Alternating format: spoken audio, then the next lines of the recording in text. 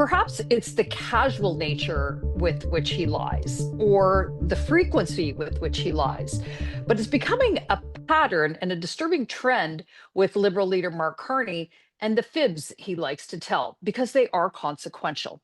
Hello, I'm Adrienne Batra. With me are Warren Kinsella and Brian Lilley. Warren, of course, is joining us from Israel, and it's beautiful where you are, Warren. So you weren't here when this story started erupting. The most recent Mark Carney lie was with regards to his phone call with President Donald Trump a couple of weeks ago. He's talked about how it was cordial and this and that. But then we find out, of course, once again, Trump brings up 51st state and all of the rhetoric that had really put a lot of pressure on Canada and scared a lot of Canadians. Mark Carney didn't tell us the truth about that, Warren, again. You know, in life, all of us who are parents, and all of us are, there's little fibs that we tell our kids, you can't, shouldn't do. But then there's big whoppers. And this one was a big whopper. And I don't understand it. It's like, Mr. Carney, you're a smart guy. You've got a PhD. You know, when the most powerful person on earth says he wants to take over your country, that's consequential. That's important. That is relevant. And you owe us an obligation as our employee to tell us that that was said. Mm-hmm. I do not understand why he did not. I mean, because there's a school of thought that every time Trump takes a swipe at Canada, the Liberals actually disproportionately benefit.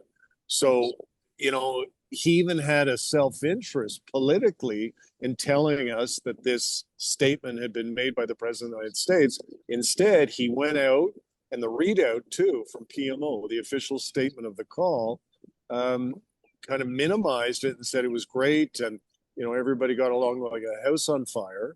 And like, that was pertinent. That was a relevant thing to let us know that the President of the United States said, yeah, the 51st state thing, I'm still into it. So I don't get it. It was a big one. It was a big bit of dishonesty. And I think, on the final weekend, this is the kind of thing that you need like a hole in the head. So, Brian, you have documented over the course of this campaign the ongoing and pileup of lies, misleading, lack of information, maybe but simply by omission. Many of the things that Carney has done over the last few weeks. And it's unfortunate that we come to the end of this election campaign where the vetting of him is starting to come out now, maybe too late.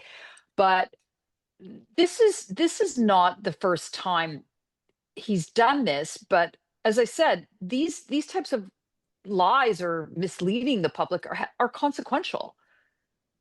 Look, this is a guy who lies so casually. He's unfamiliar with the truth. Mm-hmm. Look, he lied about the song that he used to warm up to as a minor hockey goalie. He was out in an event and they're playing AC/DC's Thunderstruck. He's like, oh yeah, I used to warm up to this as a minor hockey goalie. No, the song came out in 1990 after you graduated from Harvard University and long after you were playing minor hockey. Like, why does he have to lie about that? He lied about helping Paul Martin balance the budget, even though it's easy to look and say, oh, no, you started working at the finance department in 2004. The budget was balanced in 1998. The guy lied about, having nothing to do with moving Brookfield Asset Management's headquarters from Toronto to New York. Things he doesn't need to lie about, he lies about. But even on the Trump call, if you remember, he kept saying when he was first sworn in as prime minister, I will not talk to Donald Trump until he shows us respect. And then we get the call on March 28th. Well, it turns out that he was actually calling Trump on the first day he was sworn in. It's almost 2 weeks later before Trump calls him, and then Trump raises the 51st state. So he lied about the fact that they called Trump and tried to set up a call, and Trump wouldn't return the call. So, I mean, there's nothing that Mark Carney will not lie about. even when presented with truth. Earlier this week, he's doing a healthcare announcement, and he declares it a fact that Pierre Poilievre will use the notwithstanding clause to ban abortion in Canada. And one of the French reporters says, well, but wait a minute, here's what Pierre Poilievre has actually said, that he will not do this. And presented with the truth, Carney didn't say, oh, well, but I fear he will. He said, Mhm. no, it's a fact, and challenged the reporter. I mean, and he does this time and again. It's unbelievable to me the way that he does lie. And, people like you, Adrienne, don't like people like me. You're my boss. You're the editor-in-chief. You don't like terms like liar being used, but there's no other way to describe this. Um, we could get into the theological and say that on not telling us that Donald Trump raised the 51st state, that's a sin of omission instead of a sin of commission. Right. But all I would add to that is Mark Carney is a guy who really needs to go to confession. Warren, it's similar to his predecessor. We know the other guy, Trudeau, he wasn't very familiar or comfortable with the truth at the best of times. Yet here we are. Carney could, and I still say could, be on the cusp of becoming the next prime minister. And this is just not something I think Canadians have really appreciated or seen much of. It's only been in the last little bit of time that this seems to be all spilling out. And you mentioned that this is the last the possible thing that you need. Does it matter as we go into just 72 hours before voting day? I think it does.